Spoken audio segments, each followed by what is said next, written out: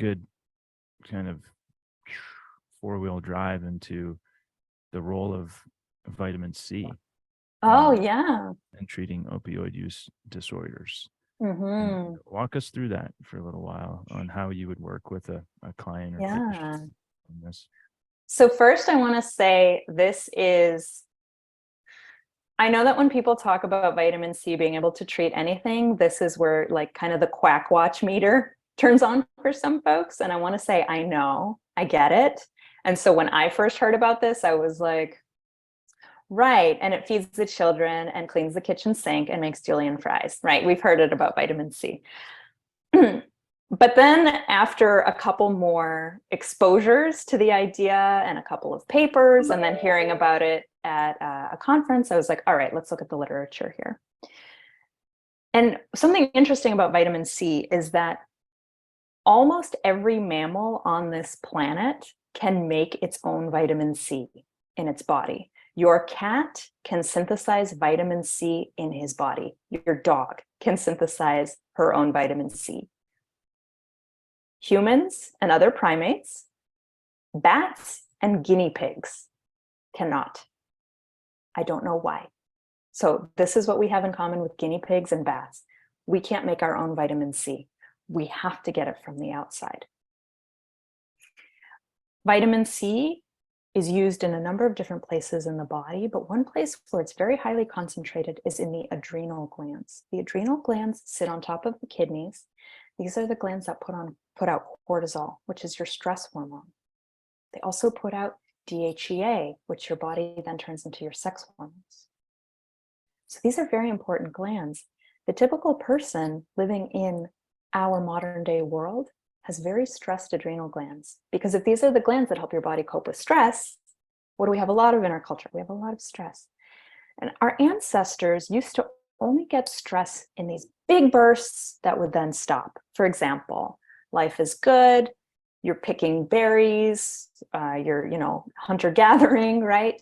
And then all of a sudden you look up and, oh my gosh, there's a grizzly bear, right? And then your body gets this huge flood of cortisol and it gets ready to run away from the grizzly bear or fight it or play dead, right?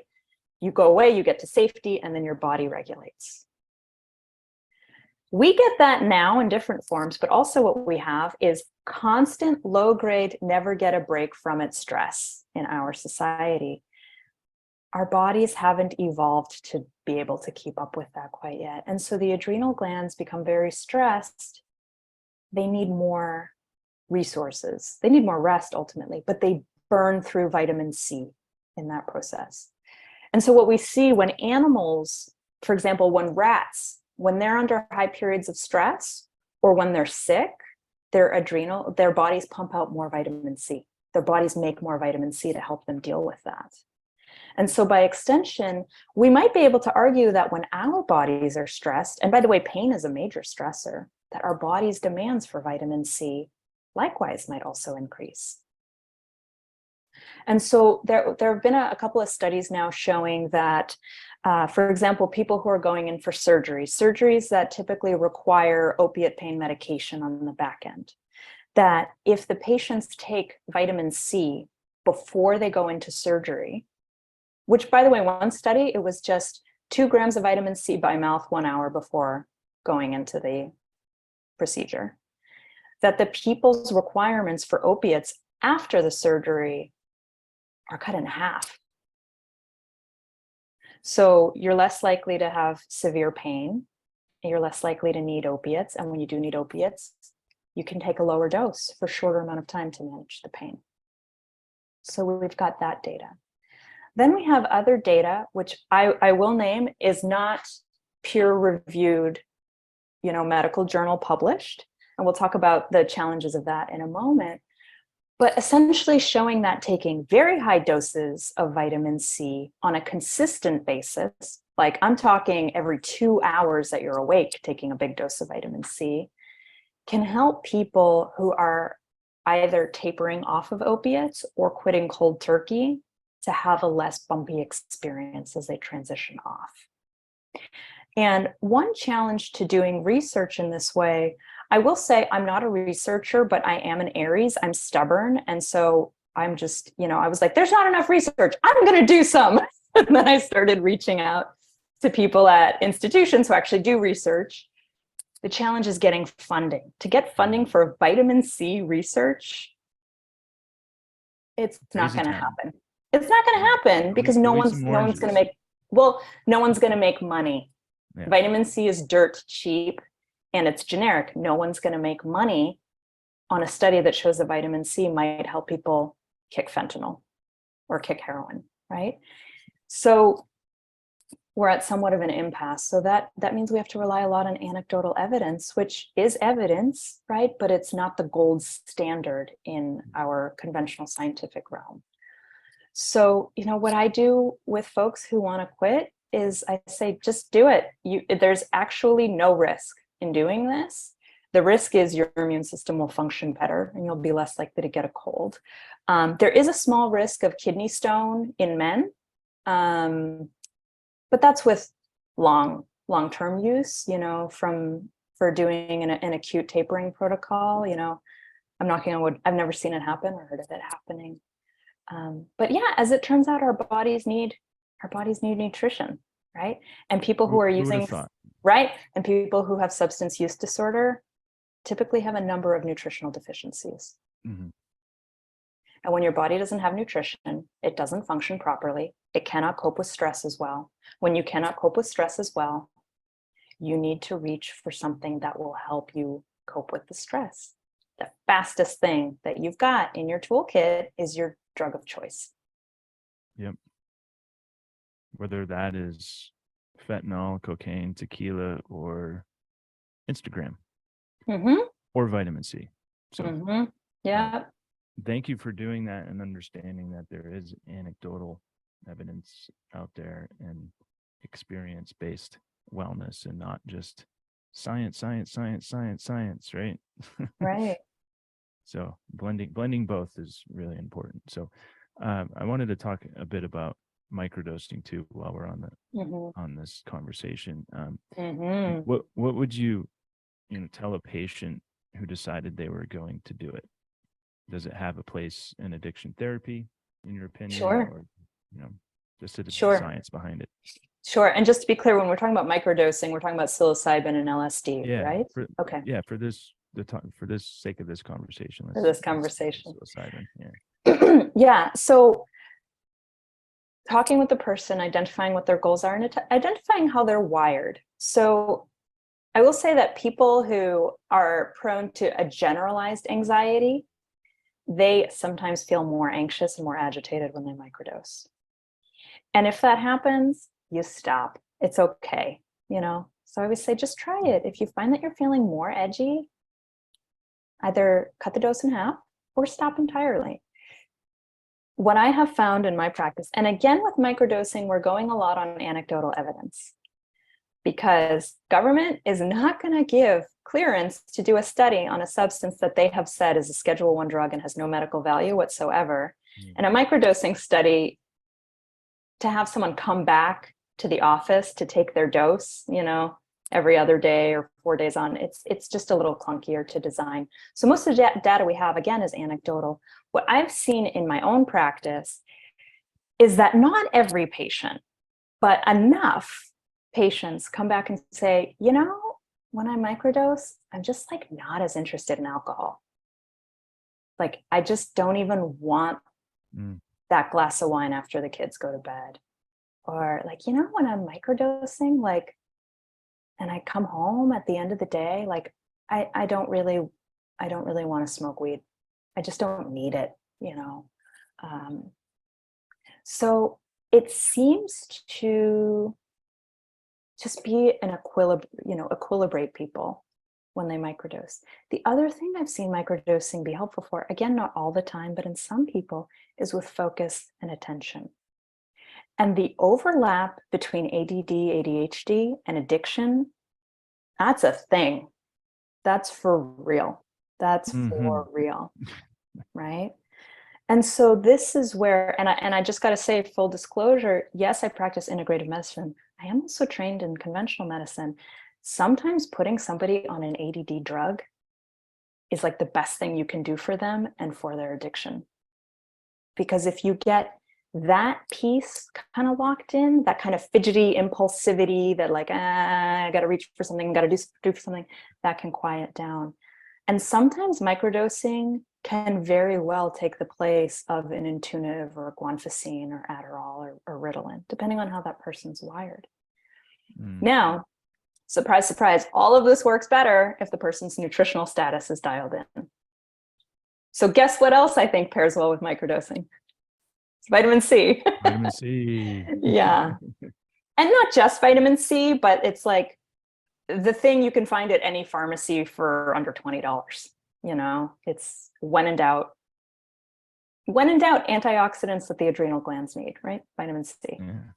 Well, back in the day, you know, my parents' day with the 60s, you know, vitamin C and orange sunshine, LSD went really well together. There you go. There you go. I don't know if they were on the nutritional tip. I'm a big fan of microdosing, and I like is a gentle amplifier, right? And like the focus, and it can help with the focus and concentration. I call that like the byproducts of the therapeutic value you can get from it, but really just quieting the noisy mind and you know, harm reduction. You know, I hear that all the time too. Like, I'm drinking less, I'm not smoking cigarettes anymore, or I don't want to smoke weed, or people are sleeping better. And I've been asked, like, what does it help you sleep? And my only anecdotal hypothesis behind that is it really forces you to be in the present moment. And the more you're in the present moment with yourself, you're not tending to reach for the external to fill emptiness, or you're not ruminating on thoughts and creating self-perceived anxieties, which can help you sleep better. So that's my hypothesis. Just take it in the morning, though. At least I take it. Yeah. Let's see. Let's do a time check here. So it's 11:41. We're good. I think we can. Can I would like to add also that I sometimes prescribe microdoses of ketamine to my patients as well. And I find that microdosing ketamine works almost like an antidepressant or like an anxiolytic. So almost like a Prozac or Cymbalta for some people, especially people who are kind of prone to this low grade, like generalized anxiety picture. So like maybe the people who have tried microdosing LSD or psilocybin, which, by the way, if you microdose and feel like you drank too much coffee, the dose is too high. It doesn't mean that you shouldn't microdose. It just means cut the dose back. Yep. But for the people who they've played around with the dosage and either does nothing or makes them more anxious, microdose of ketamine can really, it's almost like taking a nail file to like the sharp talons of the agitation that can come with cravings and the underlying anxiety. And it has similar neurogenesis benefits to the psilocybin and the LSD. So yeah, I mean, there's a reason there are so many substances on this great big planet. It's that some are going to work really well for some people and others not so much. And nobody likes to hear this, but here's the thing about psychiatry is that it's a guess and check process. You just try something and see if it works. If it doesn't work, you try something else. And you do kind of have to just be committed to like, no, I'm just going to keep showing up for myself until I find the thing that works. Experimentation. There's going to be something that works. Right. With intention too. I mean, when you were saying, you know, the microdosing of ketamine, whole other topic of conversation, but a lot of my friends are macrodosers of ketamine daily, right? It helps with my anxiety. I'm like, right. Probably like give yourself anxiety because you have a dependency on daily ketamine use. Oh yeah, and that's a hard one to treat. Yeah, too, but it is possible. Yeah. All right. So at one point, there was a dispute regarding the role of microdosing in Oregon healing centers, and what is the status of microdosing in Oregon PAT at the moment, and where should it be? Sure. Well, where it is as of this moment is the Oregon Health Authority has deemed microdosing to be psilocybin service that can only happen at a psilocybin service center. Now, what they have done is there is a minimum amount of time that you need to spend at the service center after you ingest the psilocybin product. And that amount of time varies depending on how much you've taken. So if you've taken a microdose, you only need to stay at the service center for an hour. I still think that's a crazy long time for a microdose. An hour. So if you're get on right, with it. Let's go. Right. Yeah. Right. So what I think that will happen is that we will start maybe seeing microdosing centers pop up, perhaps like pairing it with like a meditation course or a Tai Chi class or something like that, where you come, you take your microdose, you participate in your class, or maybe even like a co-working space. Like people are going to have to get creative, but they'll get creative. Big fan of that. Which one? Microdosing and then doing some breath work or meditation or my qigong or even just playing my guitar. Right? Just like synergizing it with some other like home behavioral exercises with another behavioral exercise to really amplify the experience instead of like, oh, I'm going to take this and then, okay, come on, focus, come on, creativity, come on, motivation, right? So I like that, being creative. And you mentioned healing centers at Innertrek.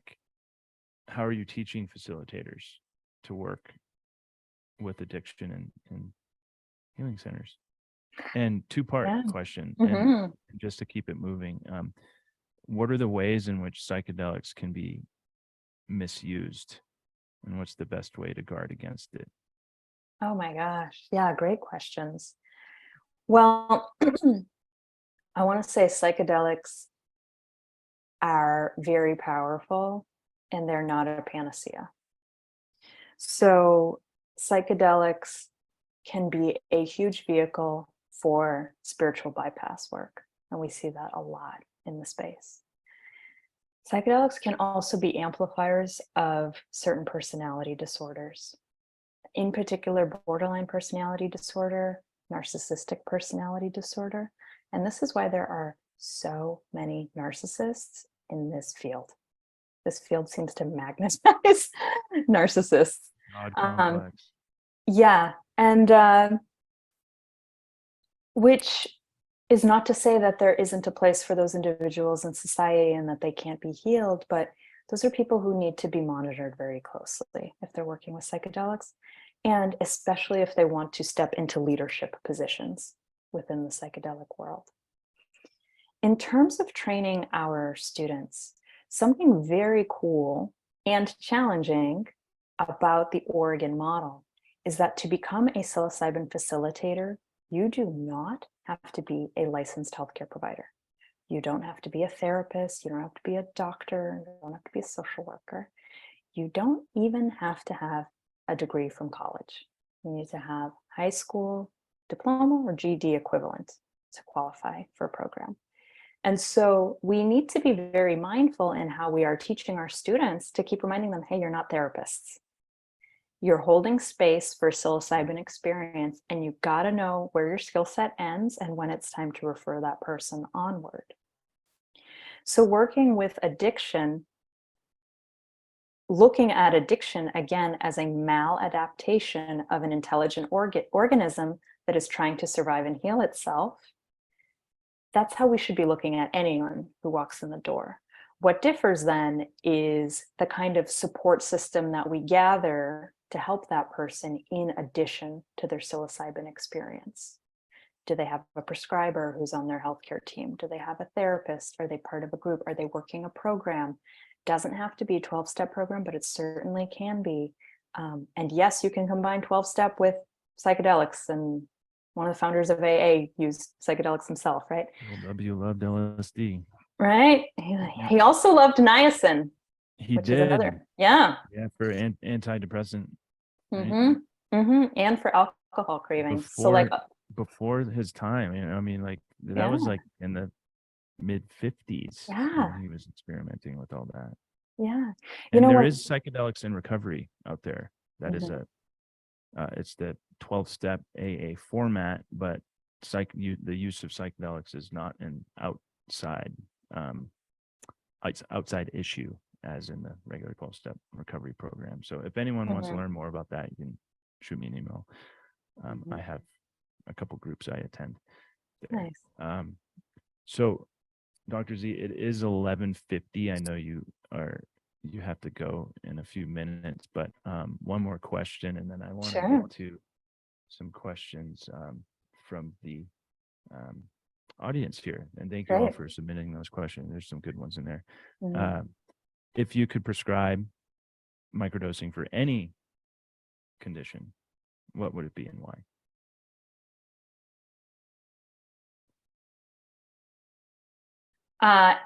Anything with a neurodegenerative component. So Parkinson's, dementia, early cognitive decline, multiple sclerosis, ALS. That's where I would start. And also part of why I would do that is drug-drug interactions seem to be more forgivable at the microdose range. Individuals with those conditions tend to be on a number of other drugs already that might not make them candidates for taking a bigger dose of a psychedelic. So for those folks, I would do microdose paired with niacin, there it is again, and with some other kind of neurotropic. Lion's mane is a very popular one. But